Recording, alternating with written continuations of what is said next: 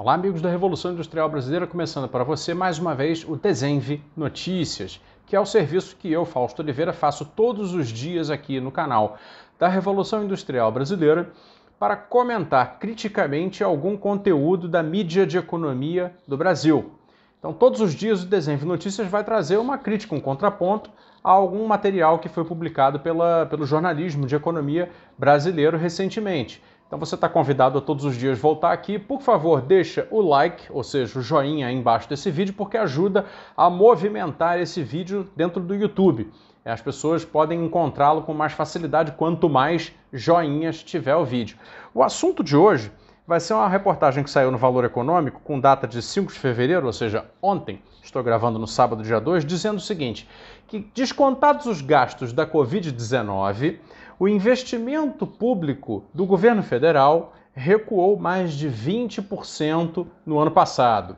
Então, vamos lá. Assim, essa já é uma realidade que a gente gosta de apontar aqui na Revolução Industrial Brasileira, porque, naturalmente, aqui, né, eu e os meus entrevistados, as pessoas que colaboram comigo através do site da Revolução Industrial Brasileira, todos nós, com alguma nuance, alguma diferença, mas pertencemos a uma visão, né, ou adotamos uma visão de economia, que é aquela que afirma a necessidade do investimento público como motor de movimentação da economia, principalmente em momentos recessivos, em momentos de baixa na atividade econômica. Sem os investimentos públicos, ou com muito poucos investimentos públicos, uma economia dificilmente pega no tranco para sair de uma crise, para sair de um momento de baixa de atividade. E por que isso? Pelo simples fato de que os empresários, para investir, precisam, muito mais do que esse conceito abstrato de confiança, de que está associado aí a regramentos jurídicos, a manutenção de contratos, esse tipo de coisa. Muito mais do que isso, o empresário precisa de uma perspectiva de venda, uma perspectiva de que haja demanda futura para que o seu investimento tenha retorno. Frequentemente, em situações de recessão onde o Estado não investe, essa perspectiva de demanda futura inexiste. E é por isso que, tal como eu e vários dos meus colegas e amigos economistas pensamos, diferentemente do que aparece na mídia de economia, a maneira correta de se sair de uma recessão é fazer o investimento público aumentar, em vez de diminuir. Assim, isso cria movimentação econômica que leva ao investimento empresarial e aí a recessão se desfaz. Vira novamente um conjunto de uma economia ativa, uma economia que investe e consome. E aí voltamos aqui à matéria que nós estamos criticando. O Valor Econômico, que publicou a matéria, diz mais ou menos o seguinte, que os gastos federais ligados à Covid-19 somaram em 2020 62,5 bilhões de reais, tá? Dos quais 59 bilhões foram aportes em fundos garantidores para facilitação de crédito, ou seja, fundo garantidor de crédito e outros fundos que garantem a emissão de crédito via bancos, tá? Então era um dinheiro federal que foi colocado em fundos que não são aplicados em lugar nenhum, são só dinheiros que ficam lá parados para que os bancos possam oferecer créditos a juros mais baixos. E isso foi feito através de certos programas aí de recuperação do emprego, manutenção do emprego, etc. E aí você tem toda uma maioria do volume de aporte federal para a Covid-19 reservada para o problema do fundo garantidor, ou seja, é um dinheiro que, na verdade, necessita de certas etapas até chegar à economia. E descontados esses 62,5 bilhões, o total de investimentos federais, que foi um pouco acima de 100 bilhões de reais, na realidade ficou menor do que no ano anterior. Ou seja, no ano anterior, ou seja, 2019, a nossa economia tinha patinado, tinha crescido apenas 1%, para ser preciso, 1,1%. No ano de 2020, quando nós deveríamos ter aumentado o investimento público, mesmo sem Covid, tá? Independente de haver ou não pandemia, em razão do fraco desempenho da economia no ano anterior, não fizemos isso.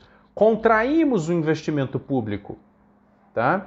E ele artificialmente foi inflado em razão da Covid, o que é uma situação excepcional e, portanto, uma causa fora do rol de causas, né, convencionais. Olhando apenas por aquilo que é do manual e é da prática do governo e a prática de política econômica aplicada, o investimento público, na verdade, se reduziu. Muito bem, dito tudo isso, a decomposição da redução do investimento público também revela algumas coisas. Vejam só que o ministério que teve a maior queda no seu investimento foi justo Ciência e Tecnologia, que teve um percentual de investimento 76% menor do que no ano de 2019. Ciência e tecnologia, pessoal, é óbvio, é absolutamente essencial para a formação de capacidades mínimas para a sustentação do crescimento no longo prazo, porque a economia hoje é toda ela muito ligada, muito fundamentada em ciências e tecnologias. Isso aí é um fato conhecido. Se você não está investindo em ciência e tecnologia, significa que o seu percentual de dependência em relação a tecnologias de fora, tecnologias alheias, crescerá. E é o que vem acontecendo com o Brasil. Outras quedas muito brutas do investimento público, e a uma até me surpreendeu bastante, foi justo a do Ministério de Infraestrutura, que teve 18,6% menor investimento público em 2020 do que em 2019.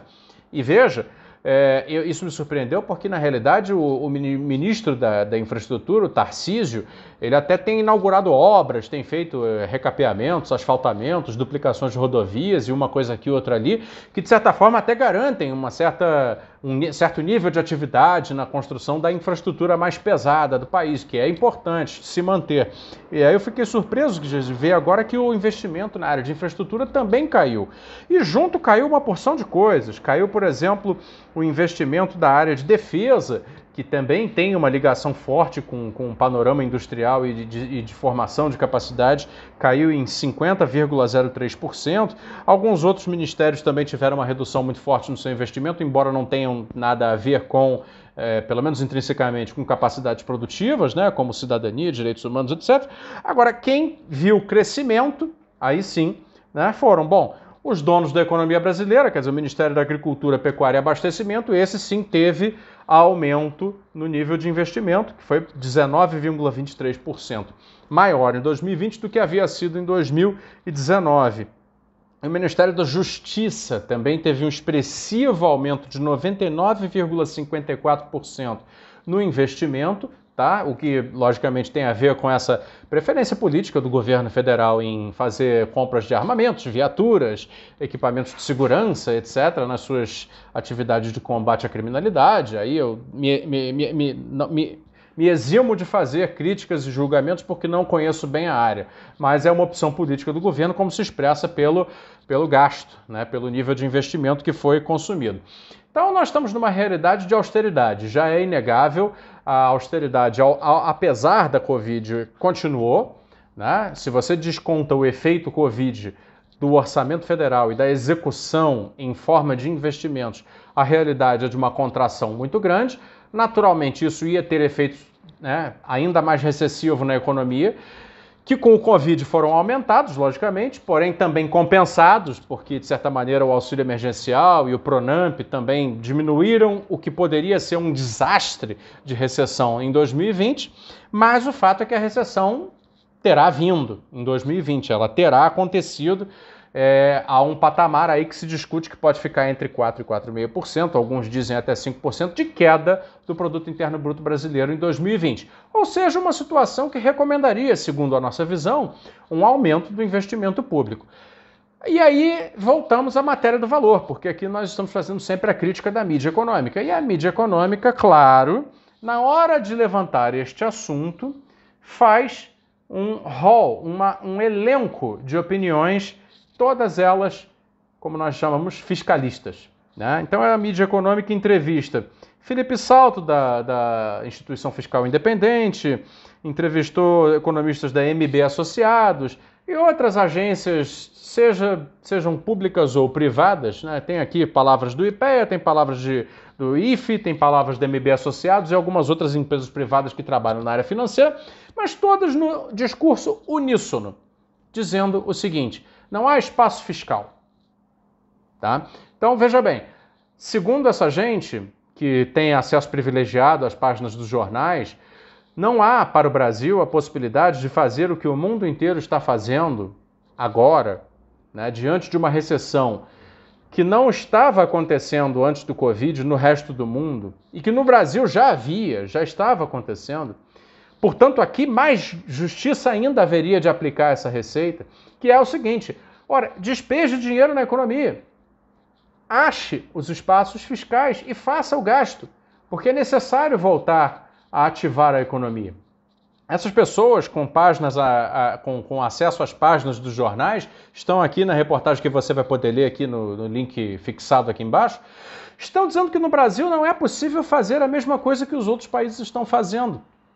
Razão, porque aqui a taxa de juros, que ainda está que apesar de estar na mínima histórica de 2%, ainda encontra no patamar de juros longos, ou seja, nos juros futuros, um patamar de 8%, é muito alto. E, portanto, se o governo começar a fazer emissão de dívida agora para financiar o gasto e tirar a economia da depressão, onde ela já vai se encontrar, isso vai catapultar a dívida pública para um patamar que vai ficar insustentável. É o mesmo discurso de sempre. É o mesmo discurso de sempre.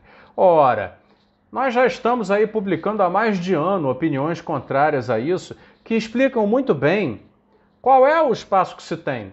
O espaço é basicamente o seguinte: o Brasil precisa trabalhar melhor os seus limites autoimpostos para evolução do gasto público, principalmente a Emenda Constitucional 95, que é a do teto do gasto, modificá-la, transformá-la numa lei menos burra, menos estúpida, que coloque um corte, um patamar de limite mais trabalhável, que não seja tão draconiano como é, porque da maneira como está ele acaba sendo tão rigoroso que ou você começa a cortar coisas absolutamente essenciais ou você descumpre, né?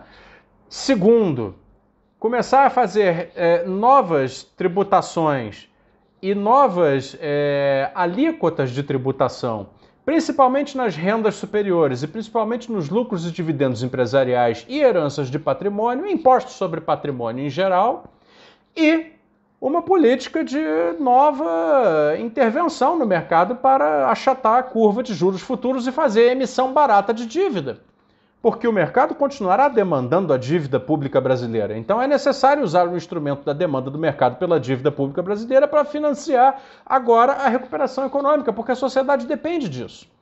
Isso é basicamente, resumidamente, e claro, gente, aí vou dizer, nas palavras de um não economista, nas palavras de uma pessoa que é um comentarista de economia, aquele receituário contrário ao aplicado pela mídia econômica, que diz basicamente o seguinte: não temos alternativa a não ser continuar na austeridade. Só que a austeridade só nos leva a aprofundar a recessão.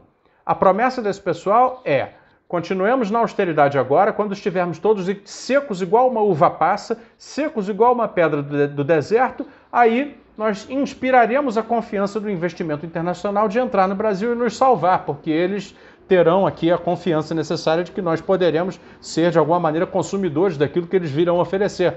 Quando, na verdade, não. Até mesmo o investidor internacional sabe disso.